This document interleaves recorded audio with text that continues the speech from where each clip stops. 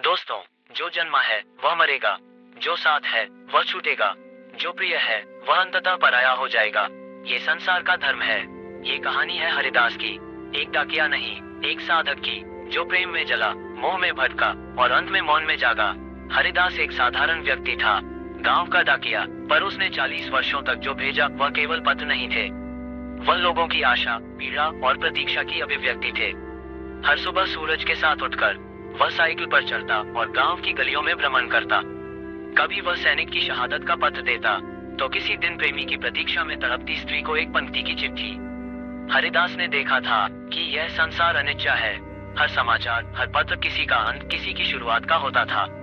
एक दिन जब आकाश नीला था और हवा में आम के फूलों की सुगंध थी, हरिदास स्कूल पहुंचा और वहां राधा, श्वेत साड़ी में, गंभीर आंखों वाली, वह केवल शिक्षिका नहीं थी, मानो पूर्व जन्म की कोई प्रतिच्छाया थी।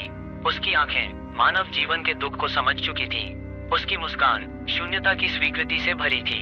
हरिदास ने प्रेम किया, पर यह प्रेम बंधन का नहीं था, ये था भवबंध। पर प्रेम का संसार मन का संसार होता है और मन सदा द्वंद्व में रहता है। राधा ब्राह्मण थी, हरिदास शूद्र। गांव की सीमाओं में जाति, मान, कुल और परंपरा की दीवारें प्रेम से कहीं ऊंची थी। राधा के पिता ने कहा, धर्म नहीं टूटेगा हमारे घर में। प्रेम कोई धर्म नहीं है, वह तो भ्रम है। राधा ने मौन ओढ़ लिया। हरिदास ने आंखें झुका ली। उस दिन हरिदास पहली बार जान पाया कि मोह कितना दुखदाई होता है। उसने पहली बार बुद्ध के उस वचन को सच होते देखा, मोह से दुख उपजता है और मोह का अंत ही दुख का अंत है। वर्ष बीतते गए, राधा की शादी हो गई कहीं दूर। हरिदास ने विवाह नहीं किया, वह अकेला रहने लगा, पर चिट्ठियां बांटना नहीं छोड़ा। हरिदास का जीवन अब एक अभ्यास था, जैसे कोई भिक्षु पिंडापात करता है। हर सुबह वो थैला उठाता और चुपचाप गांव के दरवाजों पर दुख सुख की पर्चियां छोड़ता। एक दिन हरिदास ने भी एक चिट्ठी लिखी। प्रिय राधा, ये कोई प्रेम पत्र नहीं था, ये एक प्रायश्चित था, एक साक्षात्कार था आत्मा से।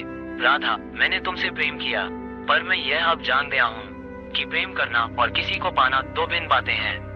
मैं अब जानता हूँ कि मोह में जो प्रेम है वह दुख लाता है, और जो प्रेम विराग से जन्मता है वही करुणा बनता है। हरिदास ने वह चिट्ठी किसी डाकघर में नहीं डाली। उसने उसे गांव के पुराने पीपल के नीचे रख दिया, जहां वो और राधा अक्सर मिला करते थे। वह वहां बैठा रहा लंबे समय तक, आंखें बंद कर, सांसों को थामकर, जैसे कोई ध्यानस्थ भिक्षु। गांव वालों ने एक दिन देखा, पीपल के नीचे एक शांत चेहरा था, हरिदास, जिसने जीवन भर चिट्ठियां पहुंचाई, आखिरकार अपने भीतर की चिट्ठी पढ़ चुका था।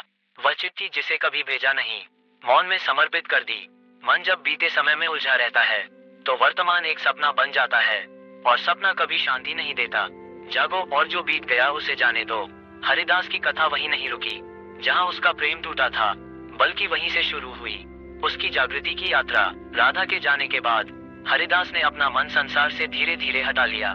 गांव की गहमागहमी में रहते हुए भी वो अब एक गृहस्थ भिक्षु जैसा बन गया था।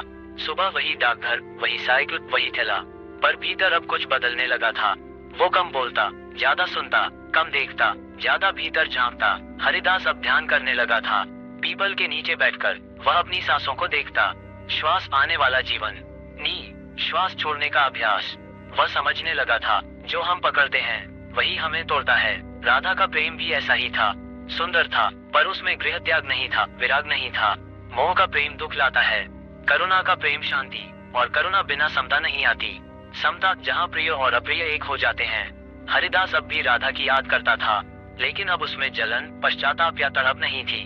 अब वह स्मृति नहीं थी, बल्कि समझ बन गई थी। गांव में एक नया स्कूल मास्टर आया, नाम था नीलोत्पल। जवान, तेजस्वी और प्रश्नों से भरा हुआ। उसने एक दिन हरिदास से पूछा, नीलोत्पल बाबा, आप इतने सालों से चिट्ठियां बांटते आ रहे हैं, क्या आपने कभी कोई चिट्ठी अपने लिए लिखी? हरिदास मुस्कुराया। हरिदास, हाँ बेटा, एक चिट्ठी थी जो मैंने लिखा पर भेजा नहीं। नीलोत्पल, क्यों नहीं भेजा? हरिदास ने कुछ देर चुप रहकर कहा, क्योंकि वो चिट्ठी अब मुझे पढ़नी थी, किसी और को नहीं। हरिदास अब एक जीवित ग्रंथ था, उसकी चुप्पी उपदेश बन चुकी थी। गांव अब बदल रहा था, मोबाइल आ गए थे, डाकघर सूना रहने लगा। हरिदास को बुलाया गया शहर जाकर सेवानिवृत्ति लेने के लिए, पर उसने मना कर दिया। हरिदास, मेरे लिए अब चिट्ठियां नहीं है, पर यह यात्रा अभी समाप्त नहीं हुई। मैं अब शून्यता के पत्र बांट रहा हूँ। जब मन खाली होता है तभी उसमें सत्य उतरता है, और जब भीतर सत्य होता है तब बाहर शब्दों की जरूरत नहीं होती। एक रात बरसात हो रही थी। हरिदास अपने कुटिया में बैठा था। सामने दिया जल रहा था। उसने वर्षों पुरानी चिट्ठी को पुनः निकाला, राधा के नाम पढ़ी आखिरी बार, और फिर वह मुस्कुराया। हरिदास मन ही मन, राधा अब तू कहीं भी हो, मैंने तुझे पाया नहीं, पर अब मैं तेरे बंधन से मुक्त हूँ। वह चिट्ठी को अग्नि में समर्पित कर देता है। अग्नि जो वस्तु को भस्म करती है और चेतना को शुद्ध। सुबह गांव के लोग देखते हैं हरिदास मंदिर के पास बैठा है। उसके चेहरे पर वैराग्य की आभा है और हाथ में एक पुस्तक धम्मपद है। वह युवाओं को पढ़ा रहा है। सदा द्वेष से द्वेष नहीं मिटता, बल्कि क्षमा ही उसका अंत करती है। लोग सुनते हैं, मन स्थिर होता है, और वह जो बूढ़ा डाकिया था अब एक धम्म शिक्षक बन गया है।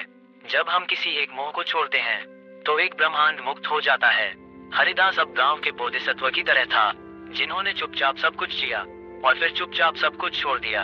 हरिदास गांव छोड़कर बौद्ध विहार में प्रवेश करता है। वह पूर्ण साधु जीवन अपनाता है। ध्यान, आत्म साक्षात्कार और स्वर्ग के पार जाने की प्रक्रिया शुरू होती है। उसे स्वप्नों में राधा दिखाई देती है, जो अब एक प्रतीक बन चुकी है आत्मा की परीक्षा का। जो बाहर की यात्रा छोड़ देता है वही भीतर के महासागर में उतरता है।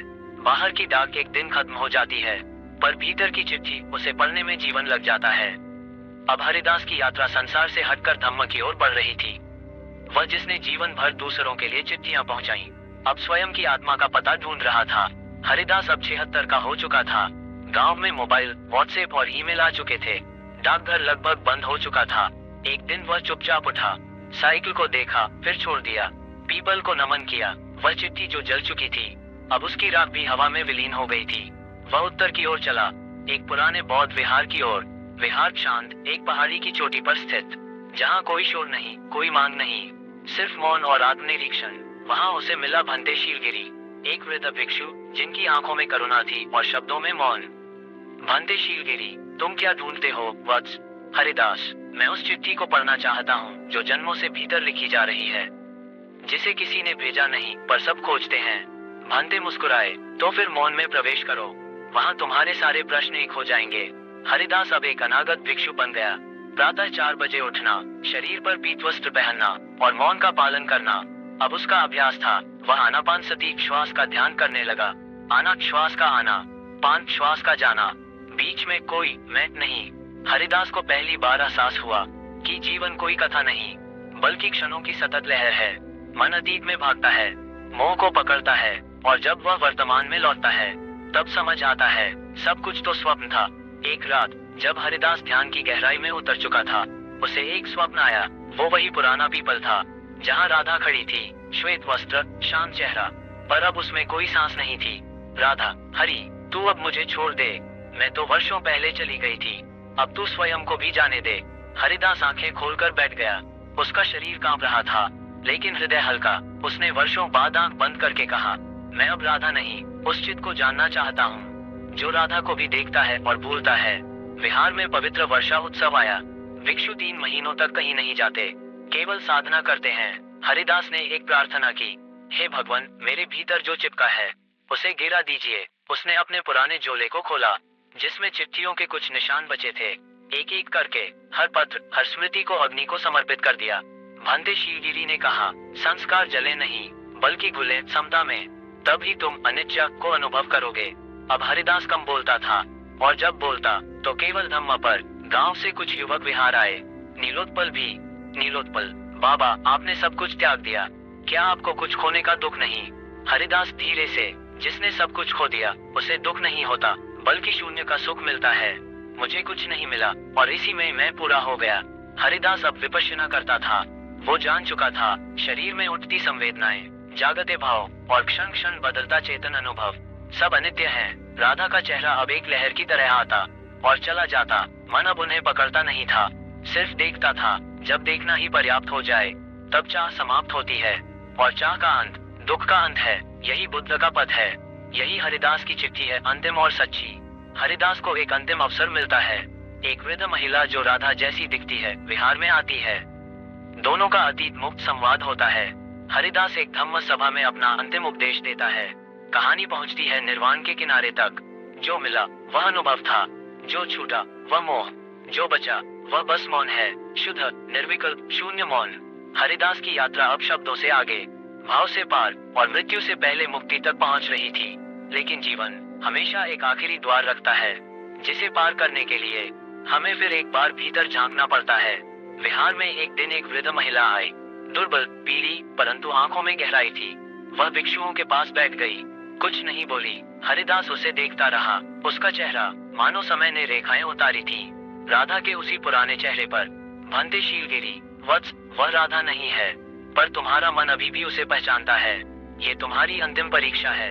हरिदास मौन रहा। अब वह प्रतिद्वंद्वी नहीं था, अब वह दृष्टा बन चुका था। शाम को उस वृद्ध महिला ने हरिदास से पूछा, महिला, क्या आप ही वह हैं जिसने वर्षों पहले एक चिट्ठी नहीं भेजी थी? हरिदास चौंका नहीं, मुस्कुराया। हरिदास, हाँ, और आप ही हैं जिसने वह चिट्ठी पढ़ ली बिना पाए। महिला आंखें भीगी। मैं राधा नहीं हूँ, पर राधा की तरह प्रतीक्षा करती रही, किसी ऐसे व्यक्ति की जो प्रेम करके भी बंधता नहीं। दोनों ने एक दूसरे की ओर देखा। अब वहाँ ना कोई भूख थी, ना तृष्णा, अब वह मिलन निर्मोह था। हरिदास अब धीरे धीरे वृद्धावस्था की अंतिम सीढ़ी पर था। विहार में एक विशेष धम्म सभा रखी गई, जिसमें हरिदास से आग्रह किया गया कि वह अपना अंतिम प्रवचन दे। धूप की रेखाएं जब आकाश छू रही थीं, हरिदास मौन खड़ा हुआ। मैं डाकिया था, चिट्ठियों का वाहक, पर असली चिट्ठी हमेशा भीतर से आती है। मैंने प्रेम किया, बंधा, फिर प्रेम को जाना, और अब मैं प्रेम से मुक्त हूँ। राधा कोई स्त्री नहीं थी, वह मेरी चेतना में जमी एक लकीर थी, और अब वह लकीर मिट गई है। मैंने सीखा, जो मैं को पकड़ता है वह दुख पाता है, जो मैं को जाने देता है वह निर्वाण पाता है। सभा मौन हो गई। शब्द अब अर्थ से आगे निकल चुके थे। रात को भिक्षुओं ने हरिदास के लिए एक विशेष ध्यान सत्र रखा। किसी ने फूल नहीं चढ़ाए, किसी ने आरती नहीं गाई, बस सब बैठे, सांसों को देखा और अनिच्चा, अनंता, दुख का ध्यान किया। वह श्रद्धांजलि नहीं थी, वह समझ थी। अगली सुबह हरिदास को लगा जैसे भीतर कोई पत्र लिखा जा रहा हो। शब्द नहीं, पर अनुभव था। उसने आंखें बंद की, एक अंतिम श्वास भीतर आए, और जैसे पुराना डाकघर बंद हो गया हो, उसने अपने पास बैठे शिष्य से कहा, अब मुझे किसी को कुछ नहीं पहुंचाना, अब मैं स्वयं पहुंचा जा रहा हूँ। रात गहराई, वर्षा रुकी, तारों ने मौन ओढ़ लिया। हरिदास अपने कंबल पर लेटा था, चेहरे पर वही मुस्कान जो वर्षों पहले राधा को देखकर आई थी, पर अब स्वयं को देखकर आई थी।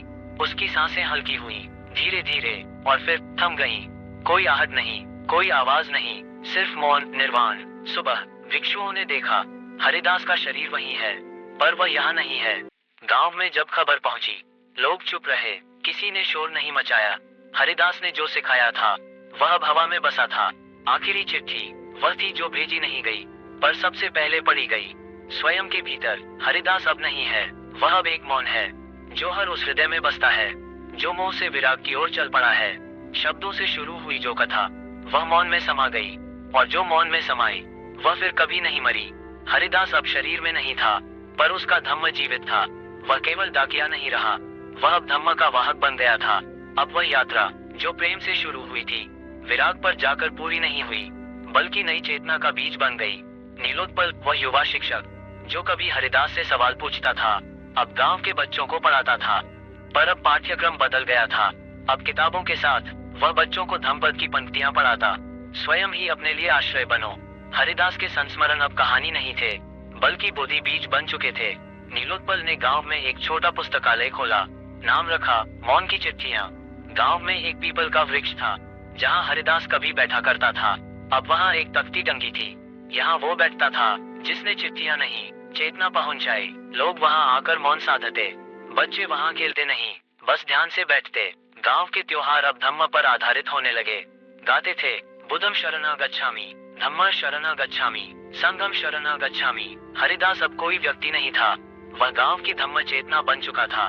भंते शीलगिरी ने हरिदास के पुराने झोले से कुछ पत्र निकाले, वो जल चुकी चिट्ठी की राख को भी समेट लाए थे।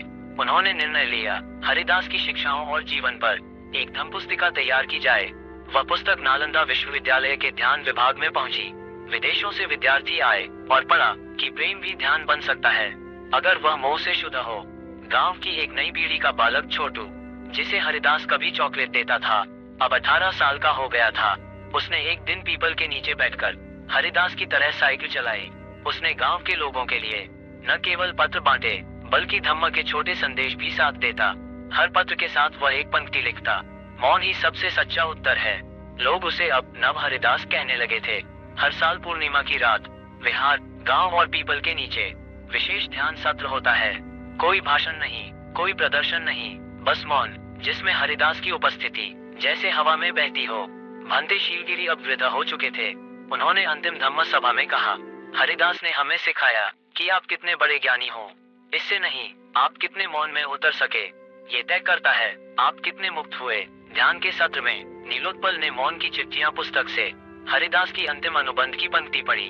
मैंने जीवन भर दूसरों को जो भेजा वह प्रेम नहीं था, वह प्रतीक्षा थी, और अब मैं प्रतीक्षा नहीं करता, मैं मौन हूँ, और यही मेरा उत्तर है। कुछ चिट्ठियां कागज पर नहीं लिखी जाती, वे सांसों में रहती हैं, मौन में बहती हैं, और चेतना में पढ़ी जाती हैं। हरिदास चला गया, पर उसने जो छोड़ा वह एक जीवित धम्म पद है, एक अंतहीन संवाद जो अब शब्दों से नहीं, मौन से जारी है। तो मित्रों, अगर कहानी पसंद आई हो तो वीडियो को लाइक करके चैनल को सब्सक्राइब करें। धन्यवाद।